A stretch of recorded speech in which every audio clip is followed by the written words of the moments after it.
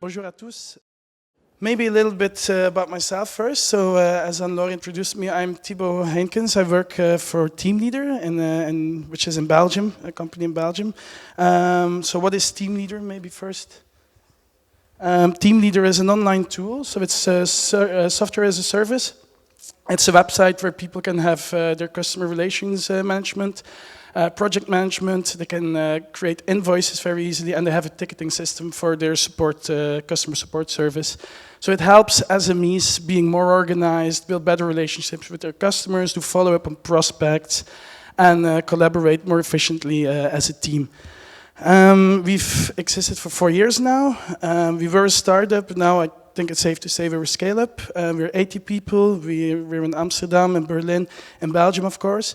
We're opening an office in Madrid this week, last week actually, and we're looking into Paris and Rome as well. So it's going very fast, and I think for you it would be cool to see like some of the growing pains that we've encountered, especially on lead qualification, so that you can apply it, because I assume you're all starters as well, or you're looking to start. Is anyone here more into the tech sector, or is it like startups in general? So who's more tech? One person? Okay, it doesn't matter, because whatever I'm going to say about lead qualification will be very general, so don't worry about that. Also, everything I'm going to be telling you today are things that I've learned in the last year. I don't have a background in sales, I have a background in politics, so everything I'm going to be telling you here today are things I just witnessed and experienced firsthand, and that's how you will learn them as well. So everything is very easy to learn. All right, let's have a small overview of what we're going to do today. So first of all, I'm going to be talking about what lead qualification is. What is it anyway? Secondly, why is it so important? So we're going to be looking at pitfalls and common mistakes that are made, especially in the beginning of your sales process. And then at the end, I'll be showing you how to ask the right questions. This will not be purely lead qualification, but it will help you during your sales process. All right, first of all, what is lead qualification anyway? This really comes down to one very, very simple truth. And this is, it's about establishing whether there's a match between your solution, your product, your service, and the needs of the lead. So maybe first of all, what is lead? A lead can be anyone you come into contact with and who can be a potential buyer of your product, or your solution, I should say. So this could be a visitor on your website, someone who activates a free trial account of your software, someone who comes talk to you at a business event, someone who emails you for more information. This could be even someone you meet at a party or in a bar, and at first you're flirting, but then suddenly it turns out that they're more interested in your solution than in your beautiful eyes, and yeah, you can talk business with them. So the central question in lead qualification will be, when should this lead buy your solution, and when should they not? So it's all about finding your sweet spot lead. So your sweet spot lead is a type of customer, a niche, someone very specific that you had in mind when you created your solution. So this is like the perfect customer for you, because he will have the exact needs for what you're offering, and they will be willing to buy it. So this will, of course, have huge implications. First of all, on your marketing, because all your outbound actions, all your lead generation actions of marketing will be aimed at finding this sweet spot lead. So this exact type of customer or potential customer, you will do anything to get to them. Secondly, of course, it will have an impact on the way you will pitch your product, because you will adapt your sales pitch to the needs and to the specific situation of this sweet spot lead. So that implies that you will, of course, have to know your product very well, which will be the case because you made it, and of your lead. You will have to know about your lead. What is their situation? What is their context? What do they do? What is their business? How many people are they working there? This is what lead qualification is about. So knowing who the lead is and knowing if he fits the profile of your sweet spot. Let's have a very, very stupid example. Suppose this is your product, so you're selling cookies. And of course, you know what's in the cookies, you know if they're gluten-free, you know if there's sugar in them and whatnot. And then one day, these guys show up. So these are your leads for the day. And lead qualification is all about finding that one person in there who's the best fit for your solution. So you'll have to see who's in need of it, who's willing to pay for it, and who has the authority to make the decision whether they will buy it or not. I think we can all agree it will be the big blue hairy dude on the right who will be the best, your sweet spot lead for this solution.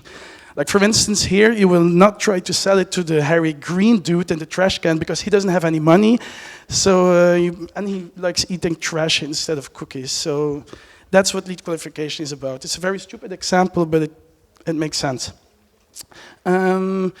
Maybe let's see where this where lead qualification is in the sales process.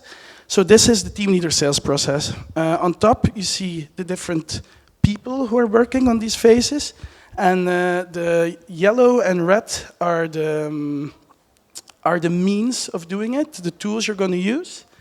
And then the blue squares, so they're not very visible, but the blue ones are the actual phases in our sales process. So first of all, we have our marketeer who will try and get as many leads as possible, so as many people who will hear about us and go on our website, and then hopefully they will activate a trial version of Teamleader. So they will create an account and they'll have 2 weeks of free testing. And that's when I come in. So I'm an inside sales, so I will, you see one, connect. So I will call him up and I will start qualifying. I will ask questions like, so what is your business? What are you doing now?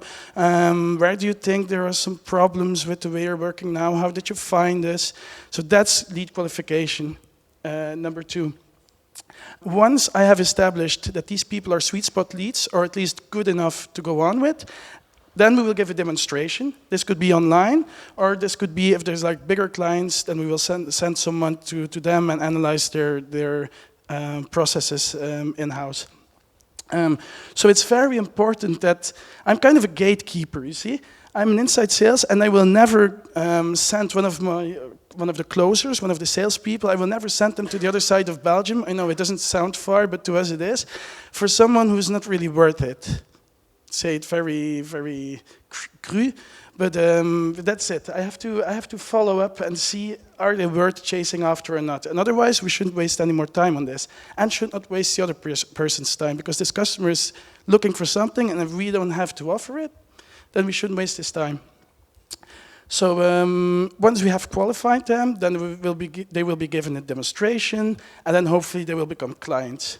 After this, of course, there's a customer success who will follow up, like are they using the tool well? Are they happy clients? Because also that's very important. This is, of course, the customer journey that you will see on the bottom. So at first they will identify that they have a problem, and they will start looking for a solution. Once they come up to you and they're your leads, they will start evaluating, like just the way you're qualifying them, they're qualifying you. They're looking at what your solution has to offer, and they're probably also looking at other tools while they're at it. Then hopefully they will purchase. And in the end, promotion, very important. You have to keep them happy. You have to have a good customer support service, and you have to follow up. And if there's a complaint, you have to really show that you care. It's very, very important. We'll come to that later. So, in short, after lead qualification, you should have enough information about your lead. Knowing if it's a sweet spot, you should know whether you have to sell them or pitch them your solution, and how you can do this most effectively, because different leads will require a different approach. Right, so why is lead qualification so important? Here we'll be looking at some pitfalls. First of all, lead qualification is all about resource efficiency. You're all going to start a business or have already started a business, and I think you'll know that you don't have too much time on your hands. You spend a lot of time on developing your solution, developing your product, and then the selling process, of course, you want it to pay off as best as possible. So lead qualification will make sure that you don't waste any time or resources on unqualified leads, because they're scarce. You don't have that much time. So that will allow you to concentrate all your time and efforts on those sweet spot leads that you've defined earlier. So let's look at some pitfalls that might pop up if you don't qualify your leads properly. So first of all, proper lead qualification will prevent you from pitching your solution to someone who doesn't need it at all and will never be interested in buying it. So that would be wasting your time. So in this case, I tried to be as French as possible with this guy. Although I heard that apparently here in France he's considered Italian. Bit weird, yeah. And so in America, this guy, he's a skunk, une moufette, and he has a French accent, but apparently here in France he has an Italian accent. So, but long story short, he has a solution. He has a product he wants to sell, which is himself. So he wants to sell his body and all the love that comes with it. And he thinks that here on the right, this cat, who's called Penelope, he's called Pepe Le Pew. And he thinks that Penelope will be his sweet spot lead. He thinks that she's like the best one and she's really looking for a solution like him. She's really into skunks. But he hasn't qualified her, so he doesn't know that she's not a skunk at all. She's a cat. And cats, I mean, they have very good noses, so they will not be interested in the skunk. She's not interested in his solution.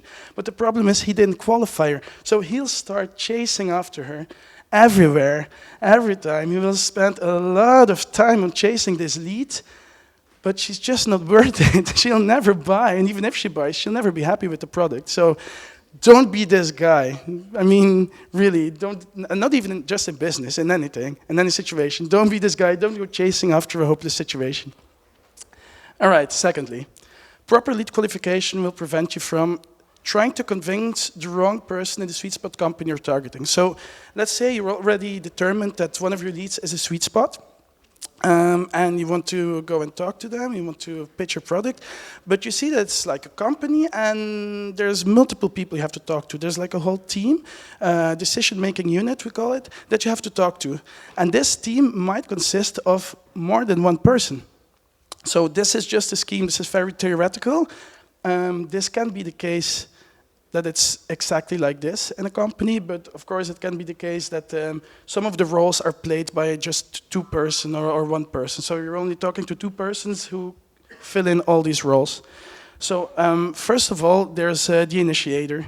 So on the bottom, the initiator will probably be your first contact. So he'll be the person who will identify the fact that there's a problem. He'll know that there's something wrong, that there's something missing, and he'll try to look for a solution. This doesn't mean, however, that he'll be the one making the decision. So although you might have a lot of contact with him, he might not be like the one you should put all your time in, because there's other people. Like on the right, you see there's an influencer. So an influencer will probably be like a specialist, an in-house specialist of that company, or a lawyer who's paid to give legal advice, or a consultant who was hired to optimize their processes. And they will have a very great influence on the actual decider. The actual decider, of course, will be someone top management, or the CEO, or a senior manager, or whatever, but they will base their decision mostly on what the others are telling them. And then on top, you also see there's a gatekeeper. Now, gatekeepers, these can be very tricky. These will be people who are a bit skeptical, who will have made their homework. They will know about you. They will know what they're looking for. They'll have a whole list of criteria that your tool will have to live up to. And if it doesn't, then they will just pull the plug and they'll say to the decider, no, we're not going with these people. No, we don't need another tool. There's no solution needed. Bam. So it can very well be that you think that you're talking to someone who has the most influence, and you see that there's like this one person who's in every email and CC, and they never say anything. So keep your eyes open for that, because they might have a very big influence, and they might be the people you have to convince, really. So then the decider speaks for himself. He's of course the one making the decision based on what the others tell him. The buyer, that will be also one of the people you'll be negotiating with about prices, because he's like an office manager, for instance, who's there for purchasing. That's his job. So he'll be someone to talk to, but he probably won't discuss about the real content of your tool. And then lastly, there's the users, of course, the ones that are actually going to use your product. Well, these people are especially important for the later phase of the promotion of your reputation and for your support or client service a client support service. All right, let's maybe put this in a simple example. Suppose this is your product, your solution. You're selling a shield. And you want to sell it to a tribe, to this guy. We've been very French about this. So this guy is the one you want to convince because he'll be buying it. He'll be actually spending the money. So who will be the initiator? It will probably be one of these two guys. Because they'll be like this. They'll be like, oh damn, this thing is falling apart. This guy is gonna fall down on me. So we'll need a new shield, like ASAP. In this case, the initiator will probably be the same guy as the user or one of his colleagues because he'll be the one carrying it. The influencer, I think you will all know who that will be. Any ideas? All right, it will be Panoramics, of course, because he's the most trusted advisor. So this is the one he's going to trust. Abraracorix is going to trust Panoramics with advice. Then the gatekeeper. So as I told you, the gatekeeper is going to have like a very skeptic look at things and be like, oh, do we really need this? Shouldn't we spend it on something else? And that will, of course, be Bellefleur. So she'll be like, oh, no, he has shields enough. I want more money to buy clothes or something. So very sexist, but that's Bellefleur. Then, of course, the buyer will be Asterix. So it's maybe a stupid example, but part of the lead qualification will not just be looking at your lead and at their content, but also at who you're negotiating with. Who do you have to convince in the team you're looking at? So try to have a good and clear image of that. And whatever you do, don't try and sell to this guy because he has no money. All right, finally. Proper lead qualification will prevent you from closing bad deals. So this is very important. It's something that will probably happen to you in the beginning when you start selling your solution. You'll come into contact with people and you'll feel that there's like a possibility you can sell your solution, and you're getting like really worked up and excited, like, yeah, okay, they might sell, they might buy, I should close this deal. Well, really be careful not to sell, not to oversell, and not to sell to someone who's not qualified, because this can turn into a really sticky situation. If you sell it to someone who hasn't been qualified as a sweet spot lead, and if you sell it to someone of whom you should have known that they will never use your solution as it was intended, then you can come into situations like this. They will need a lot of support because they have all the wrong expectations. They will become very frustrated because these expectations aren't met. They will start asking for refunds, and they can cause incredible damage to your company's reputation. So you're all starters. A bad reputation is really not a good idea to start off with, because these people will start ventilating their frustration on your Facebook page, on your Twitter account. They will start talking very negatively about you on business events, on networking events. So if you qualify well, then you will never get a disgruntled customer. Of course, I'm not saying it's impossible, but just it will filter them out, and you will get out of the way of these problems. Right, and finally, proper lead qualification will prevent you from running into bad surprises during your sales process. This is a situation that you've probably already seen or experienced, or that you might experience in the future. If you start off selling, and I really had this a lot of times, so you've qualified someone, or you think you've qualified them, and then you start pitching your solution. You start telling them about your product. And everything's going well, and they seem very interested, and they give you all the right impulses, and they ask the right questions. And then at the end, they're like, okay, sounds cool, we'll get back at you. And you're like, okay, if you need some more days to think it over, no problem, we'll hear each other, okay, it's fine. And then you start talking about this to your family or your colleagues, like, yeah, I'm going to close a big deal. And then suddenly they ask you, like 1 week later, so how about that deal? And you're like, yeah, it didn't really go through in the end, they didn't really need it, or they didn't have the money, or they didn't have the power of decision, or they're going to keep using their old solution that they have now. That's something that should never be possible, because in qualification, you will know how the process is going to be. You will have an idea of the size of the deal, like what quantity of your product are you going to sell them? What is your chance of success? Are they like maybe, or they're like really for sure that they're going to buy? And the time frame. So when are they going to do it? Because it often happens that they're already looking for a solution, but they only want to have it for next year. That's very much possible, but you should know that, because it will have a huge impact on the efforts and time you will invest in these people. That's also why I put there on the bottom, always keep control. So suppose you just pitched your product or your solution to someone, let's say it's an entrepreneur or something, and they say, okay, that's cool, we'll get back at you, and it's like, just have them decide on a proper date. Just say like, okay, if I haven't heard from you in 4 days, I will call you up and I will follow up. Because that way they know it will be in the back of their heads and they won't just push you off. It's very important that you do this. If you don't, you will lose control of the sales process and you will start, I don't know, wasting a lot of time on people again that weren't really interested in the first place. So often saying I will get back at you is just a way of saying no thanks. If you can already have the no thanks at the beginning, it will save you a lot of time.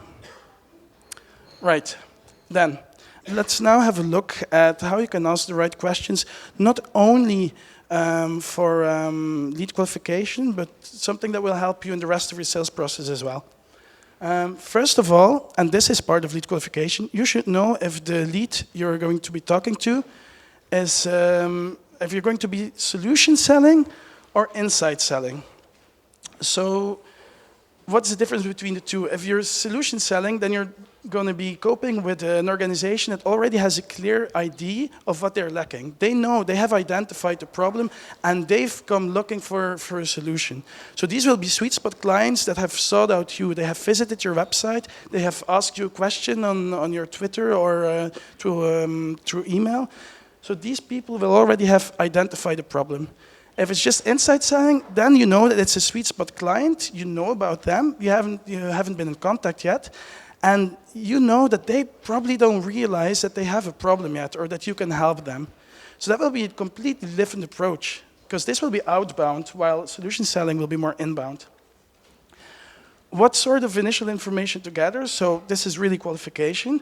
So solution selling, what need are they specifically looking for? What are they saying themselves? Or what unrecognized need does the customer have? So then again, it's looking, are they sweet spot clients? Have they already figured it out themselves? Or do they need a little push in the back? When to engage? Of course, you'll have to engage at different times. For solution selling, they'll come to you, it'll be easy. For insight selling, you'll have to try and find a way to attract them or talk to them. That's the same way, beginning the conversation, it will be easier to find a hook if they already know there's a problem than when they haven't figured it out yet. And then you have to just provoke them, challenge them into telling that there is indeed a problem and that your solution might be something for them. Then the flow of information will, of course, be different as well. This is called SPIN, so this is a method that's being used worldwide. We're using it at Teamleader as well. It's about asking the right questions in the sales situation. SPIN stands for situation, problem, implication, and need. This goes beyond pure qualification. This is like more the whole of the selling process. So first of all, situation. So the aim of situation questions during your first talk to a customer will be to find out all the relevant information about the current situation of or context of a lead. So this is purely qualification. This will be asking them how many people they are and what tool they are currently using, what their business is about. Pure qualification. But these are the least powerful of spin questions because they don't serve the client. The client won't really see that there's a link between all these things you're asking him and his problem that he needs being addressed. So don't overdo it. A lot of this information that you gather from these questions will be things that you could already find online. You could have made like a profile of them. If you know they are a sweet spot, then you know that okay, they'll be working like this, and this will be their problem, and this will be their situation. So don't overdo it because it will chase away the customer a little. That's why the tip is do your homework and qualify. Like go on their website, check their numbers, things like that. Secondly, problem.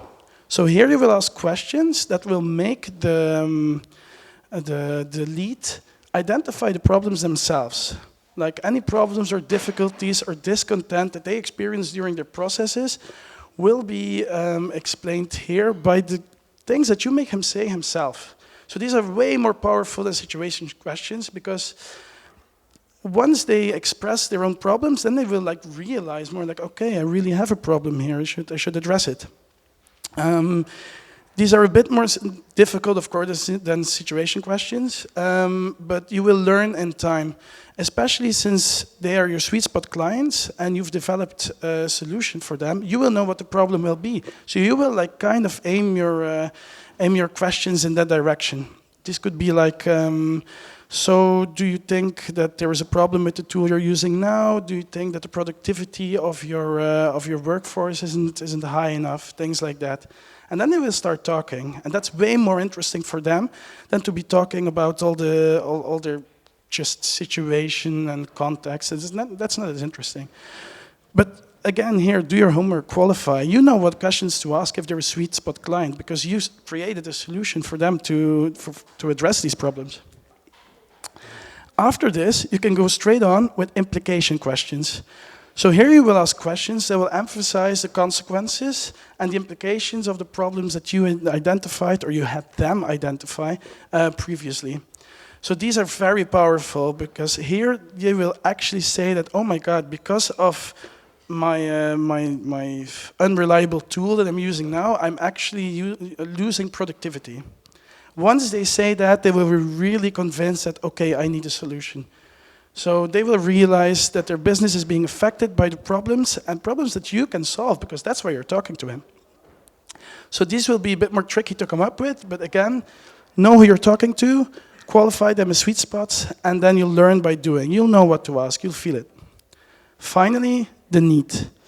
Here you will be clearly presenting the value and advantages of your solution, and you'll have them saying it. You'll be asking things like, so if you had a tool that could help you with this, wouldn't that be better?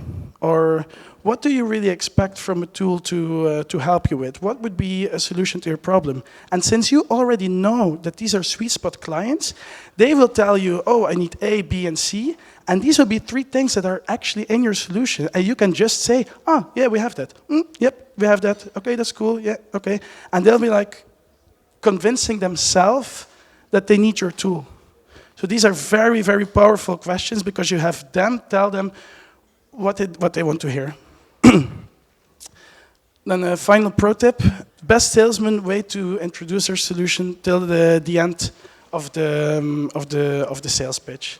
So they'll be first having the lead do a lot of talking, especially about the problems, really nagging actually, and then they will introduce their solution only at the end. Maybe it's almost the end, but maybe I can give some examples of where I made some mistakes in the past with qualifying. About the keep control thing and being aware of what account you're going to sell or the amount of the deal. There was a guy in Brussels. We were in Ghent, so that's like an hour away because it's the other side of Brussels. And I thought it was going to be like a massive deal. So I told my colleague Jean-Marc, you have to go there. You have to go there. This guy is going to be huge. And he goes there and apparently was just a plumber. And this guy didn't buy that much. It was just like the smallest account we could sell. So that was like half of a day lost for someone who could have spent this time way more interestingly. Then the need of qualification and control was also illustrated by something that happened only last week. We were in a sales meeting. And all of a sudden, one of my colleagues comes in and they're like, yeah, there's someone here at the lobby and they're here for the webinar. I'm like, for the webinar? But you guys know what a webinar is. Webinar, it's online. It's a demonstration online. So this person had enlisted online, but she was like, oh yeah, I have to go there.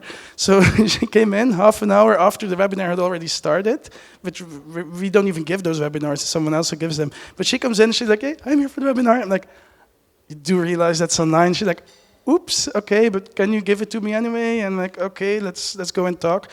So I gave her a demonstration of Teamleader, but right from the beginning, I mean, she had a bar. And there's nothing wrong with bars, but you don't really use her tool for a bar. I mean, I would love to sell it to everyone here who has a bar, but that would be bad deals. I mean, these people will be like, hey, I can't put my whiskey in these invoices, what's wrong with this? So I spent like an hour and a half with this lady and trying to explain to her how not to buy her tool. That was not very productive of me. And then the last one, this was again a plumber, and he was from south of Belgium, so he was a francophone. A very, very nice guy, but he was partly Italian, so his French wasn't that good, and my French isn't that good either, so you can see that was already kind of difficult. And he really couldn't work out computers. So I gave him a demonstration over an hour and a half, and normally these things only take half that much. And I was talking to him, and then the day after, he was very enthusiastic. Oh yeah, I can make my offers like this and my invoices like that. Okay, that's cool. And then the day after, he calls again. I have to give another demonstration on how to do that. And then he's like, okay, well, I'm going to buy your product. I'm like, woohoo, yeah, okay, new client. But first, I need this invoice to be perfect. So I'm going to send you the invoice. No, not an invoice. It was an offer, a devis. I'm going to send you this offer, and could you just like check if all the spelling is okay, and then send it back to me? I'm like, okay, well, if you're going to buy, why not? So I spent like 10 minutes. I don't know what's wrong with French people, but they speak their language very well, but the writing isn't always... like the difference between EZ, ER, and E accent, it really doesn't matter, at least not for this guy. So I spent like a lot of time taking out all of the spelling mistakes. And in the end, he was very happy. And then he was like, yeah, I'll talk to my bookkeeper if I can really afford your tool. I'm like, I should have known this. I spent 6 hours on this guy. Oh no. I didn't hear from him anymore. And that's a good thing. Because if this guy would have become a client, it would have been a disaster, and my customer success colleagues would have killed me. So be sure not to close bad deals and qualify. All right, thank you very much. That was it.